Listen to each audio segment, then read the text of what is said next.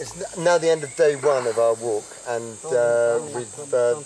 we've failed to make our destination, but that's hardly surprising. But equally, we now have a team that I love, adore, trust completely, and they brought us to this disused either hunting camp or it might have been a Wyoming camp, which is when the Yanomami go walkabout. So anyway, this is where we're going to spend the night and get up first thing tomorrow morning and walk to Tapia's village.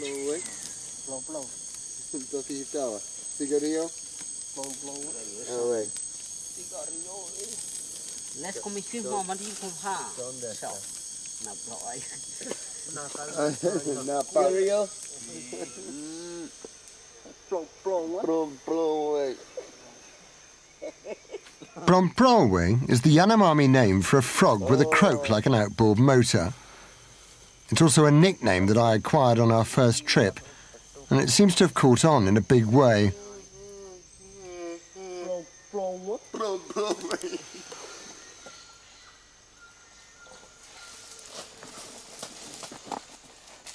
Okay, I'm going. Vamos? Vamos.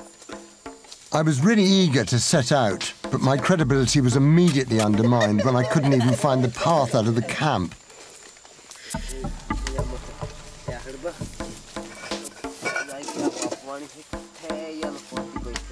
4 hours into what should have been a 2-hour walk, I began to flag. The worst thing about this walk is that they keep saying, it's an hour away now, it's an hour away now, and I was really believing them to start with, but we've done so many hours away, and now it's come down to 3/4 of an hour, but I'm just not up to it at the moment.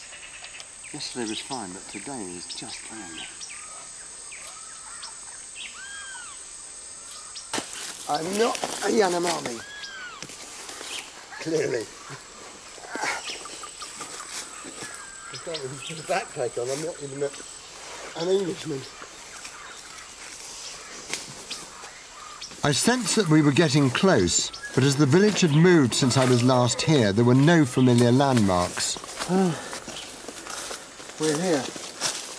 Maybe we're not, but... Maybe we're not. Any Maui? Si.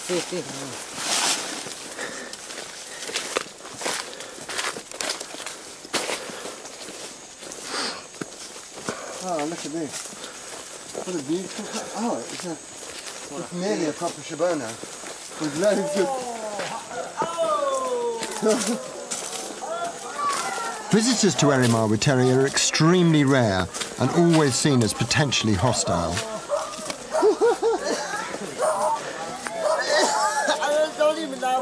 Yanomami convention dictates that once strangers have entered the village, they stand stock still in the central plaza and wait to be summoned by one of the elders. But I was so relieved when I spotted Tapia that I completely forgot this vital piece of etiquette.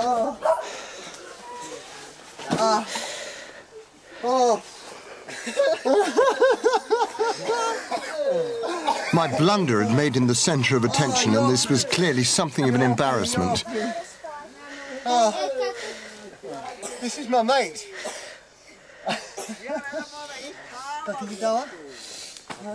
Tapia may be 22, but as an only child who was orphaned at a young age, he's always been something of an outsider himself. So it was a relief for both of us that my social gaffe was soon forgiven by the village elders.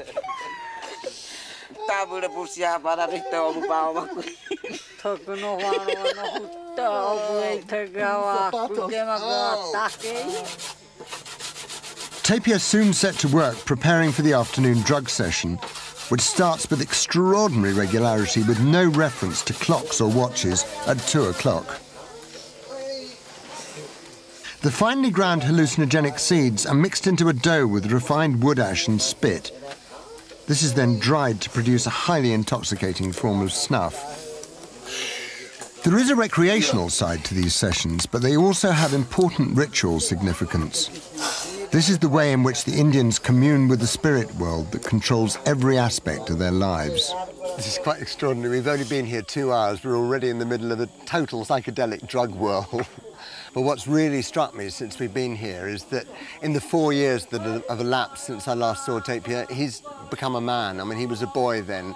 And he's become far less acculturated, whereas he was sort of, seemed to have almost adopted Western ways when I last met him. Now he's a true Yanomami, and he's doing drugs like a demon too.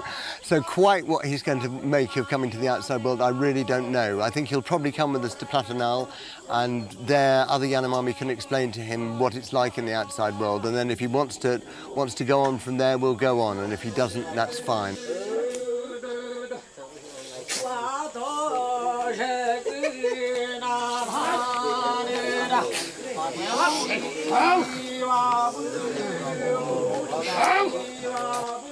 As the afternoon wore on, it seemed that I would be invited to participate.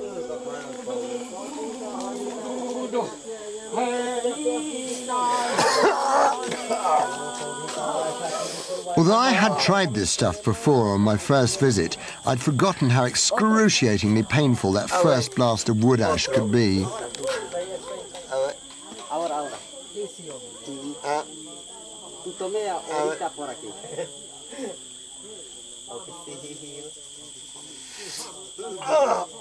Otro más.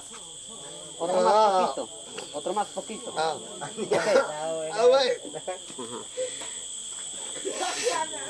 Listo. No, yes. I can see my boots out there with no legs in them. They're just, because it just looks like me standing there with no body, just feet. All the real Yanomami manage to pour an enormous amount of mucus, and I don't seem to be able to get that flowing at all, which is probably slightly more attractive on camera. Although I don't imagine I look particularly attractive.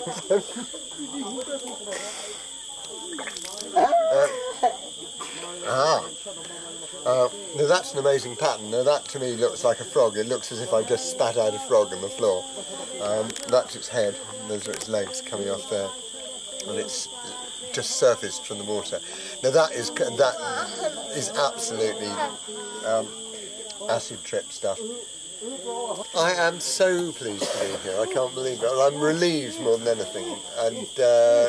No, it's just brilliant. It's brilliant. So it's a relief to have actually made the end of the journey. All we've got to do is another 5,000 miles back home. It's not a problem. It's really not a problem.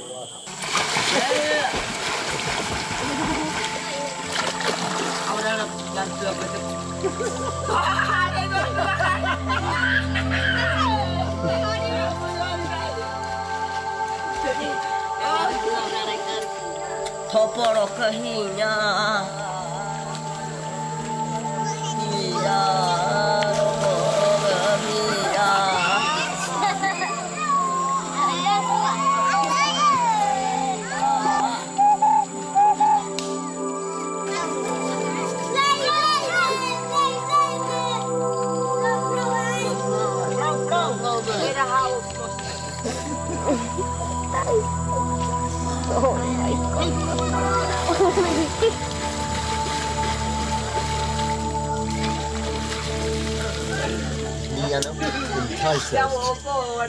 Inghilterra, Terry.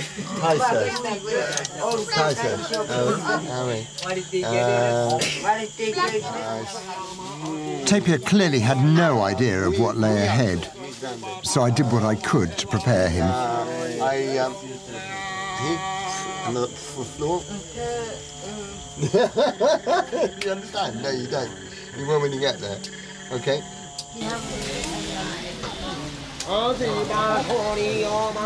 The prospect of taking Tapir to England was becoming increasingly surreal, but he was adamant that he still wanted to come.